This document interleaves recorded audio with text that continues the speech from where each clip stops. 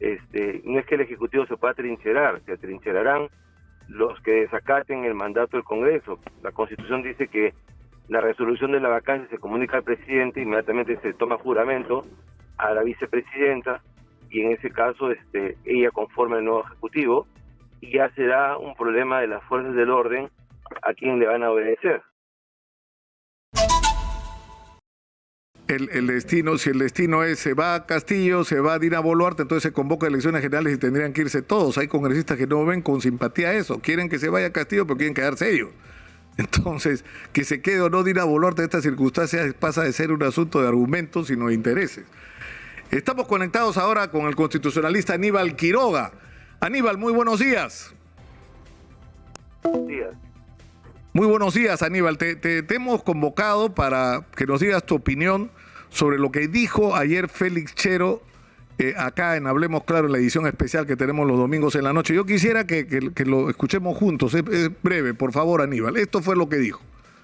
Hemos señalado que se van a utilizar todas las vías constitucionales, todas las vías supranacionales para defender lo que en democracia corresponde, lo que en un Estado constitucional corresponde. Pero ¿qué significa eso en términos prácticos? Que si el Congreso dice está vacado Pedro Castillo por permanente incapacidad moral, ustedes van a decir es inconstitucional y Pedro Castillo se va a trincherar en Palacio de Gobierno. No lo estoy planteando de esa forma. Se tendrá que establecer que hay un inminente perjuicio directo a los derechos constitucionales. Se tendrá que instrumentalizar una medida cautelar vía un amparo, o se tendrá que instrumentalizar una medida provisoria ante las instancias internacionales que correspondan.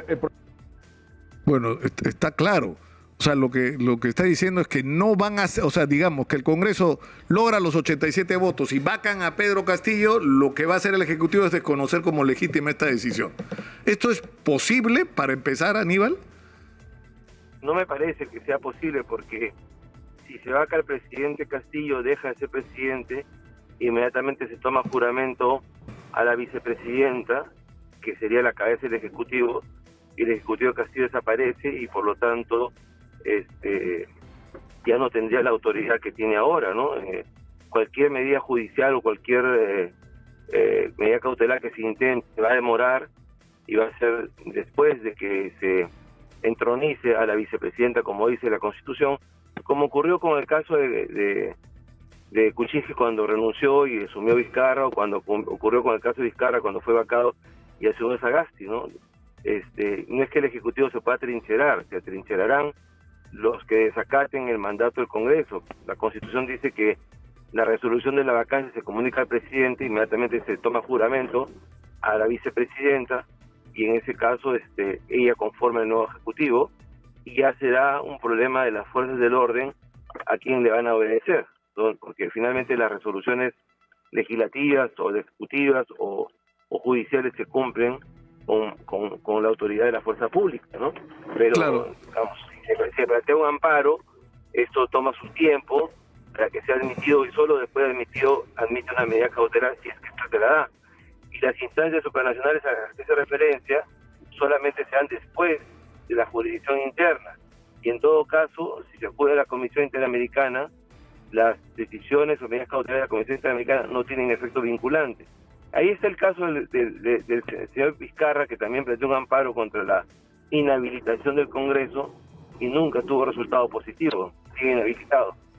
Ahora, Aníbal, lo que dices entonces es, en el momento en que el Congreso resuelva, en el caso de que así ocurra, la vacancia de Pedro Castillo al llegar a los 87 votos, en ese momento automáticamente Pedro Castillo cesa en sus funciones como presidente, y por lo tanto cualquier acción que tome no la está tomando como presidente de la República, sino como ciudadano. Ahora, ¿qué pasa si se queda en Palacio de Gobierno y dice no acepto porque es inconstitucional y no me voy? Sería lo mismo que cualquier ciudadano que desacata una decisión del Congreso o de la autoridad, ¿no? Y como le repito, cuando hay ese tipo de desacatos, quien ejecuta las decisiones es la fuerza pública. Entonces, será la fuerza pública la que tendrá que obedecer a las autoridades legítimas, en este caso a la vicepresidenta, ya ungida como presidenta, las acciones que correspondan. Ahora, en la entrevista que tuve el día de ayer con Félix Chero, él cuestionaba prácticamente el concepto de la permanente incapacidad moral, Pero lo cierto, Aníbal, y acláranos este punto, por favor, es que es verdad que es un artículo y un fraseado muy, digamos, genérico, ¿no? O sea, que el presidente puede ser vacado por permanente incapacidad moral. ¿Quién decide la permanente incapacidad moral? El Congreso. ¿Por qué razones? No dice por qué razones. Entonces, definirá el Congreso cuáles son las razones. Es por eso que el Tribunal Constitucional dice, levanten la valla, y el Congreso acepta esa recomendación del tribunal y levanta la valla a los 2/3 de la votación para que no sea objeto de arbitrariedades. Correcto. A ver, esa es la discusión que siempre se da por parte de quienes defienden a quien está siendo objeto de la vacancia. Eso mismo se dijo con Kuczynski, eso mismo se dijo con Vizcarra, pero la permanente incapacidad moral es una calificación política que se hace en el Congreso políticamente, y para eso requiere de la concurrencia de 87 voluntades en ese sentido. Entonces, la permanente incapacidad moral no es, como se dice hoy día en un artículo de comercio, una incapacidad física, una incapacidad mental. Eso no se dice así en la doctrina en ninguna parte.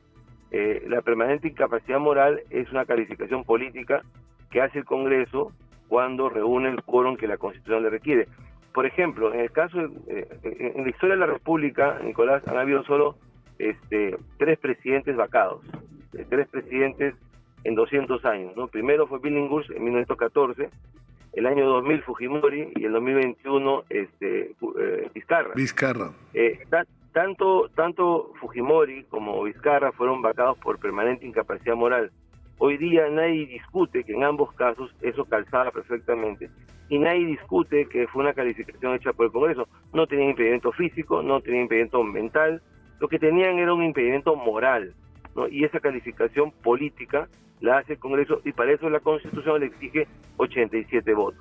Ese es el tema. Entonces, buscarle la sinrazón al asunto, o buscarle la definición, algo que el propio Tribunal Constitucional ha dicho que es una cláusula abierta de decisión política, no tiene mucho sentido, pero es el discurso recurrente, ¿no?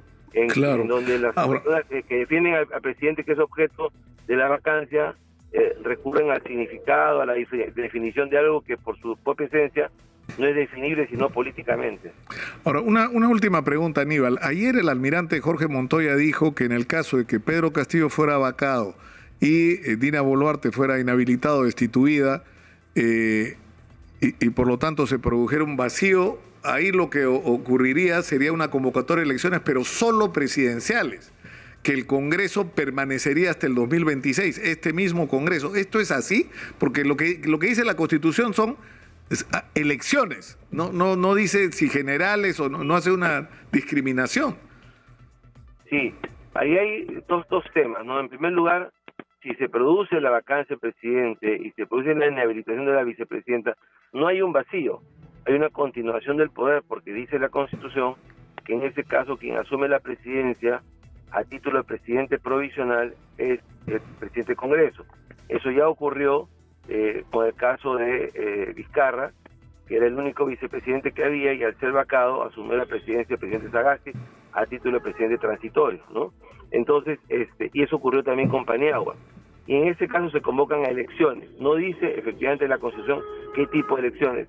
Yo siempre he sostenido que son elecciones generales, porque si no habría un traslape, no vamos a elegir un presidente para completar un mandato, cosa que no dice la Constitución, ¿no es cierto? Y vamos a mantener el mismo Congreso.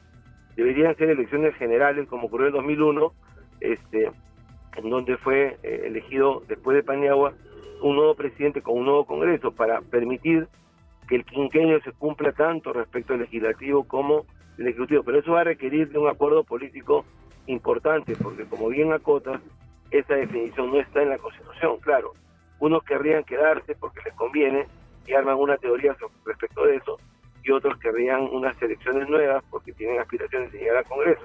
Pero la verdad es que la Constitución dice elecciones nada más, y yo entendería, y siempre he entendido, que son elecciones generales, que el presidente es un presidente transitorio, que a cabo de no más de un año tiene que convocar esas elecciones, que tendría que ser un nuevo Congreso y un nuevo Ejecutivo.